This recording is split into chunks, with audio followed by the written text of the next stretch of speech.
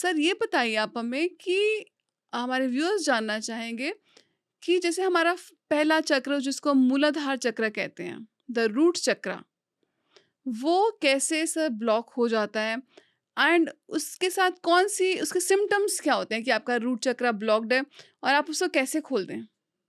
तो रूट चक्र करीबन 80% लोगों का ब्लॉक होता है दुनिया में, जो जूझ रहे हैं रोटी कपड़ा मकान से, जो जूझ रहे हैं शारीरिक बीमारियों से, सारी जो फिजिकलिटी है ना, जो लगता है कि बहुत गरीब हैं, कि शरीर काम नहीं करता, ये सब रूट चक्र ब्लॉक के सिम्टम्स हैं।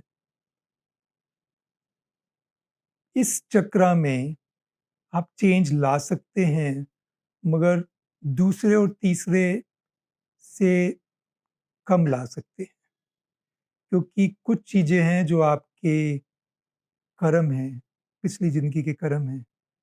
आपने क्या किया, किसी का पैसा ले लिया, किसी को मार दिया, उससे कनेक्टेड हैं, तो एक कर्मों का जाल है, तो उससे भी आप गुज़र रहे हैं। तो इसका सबसे आसान तरीका है कि सरेंडर, समर्पण, अपनी जो अभी की ज़िंदगी है, उसमें आप अपने आप को देखिए कि उसमें आप अबंडेंस फ़ील कर रहे हैं।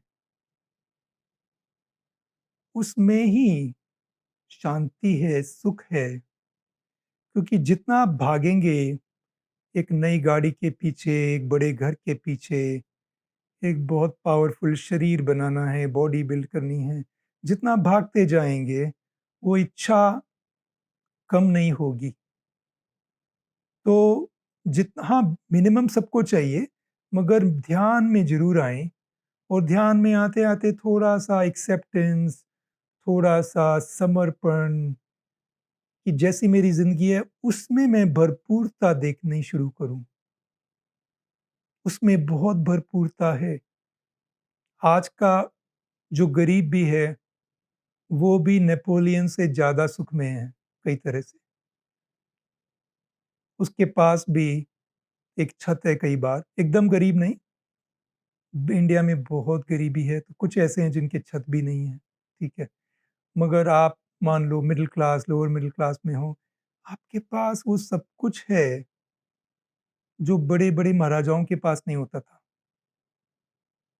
ठीक है? फ्रीडम है लाइफ में, मगर आप कंपेयर कर रहे हो। आपके जीवन में आपके जो दोस्त हैं या दुनिया है, उनसे आप कंपैरिज़न में लगे हो, तो उसको शांत करो, ध्यान में आओ, समर्पण करो। मगर ये ज़रूर है कि पहले चक्र की यात्रा थोड़ी-सी ज़्यादा कठिन होती है। इसको पूरा तो चेंज करना मुश्किल होता है, बहुत ही ध्यान करेंगे तो हो सकता है, फ्री विल से कुछ भी हो सकता है। मगर इससे ज़्यादा स्वतंत्रता है दूसरे चक्र में और दूसरे से ज़्यादा तीसरे में।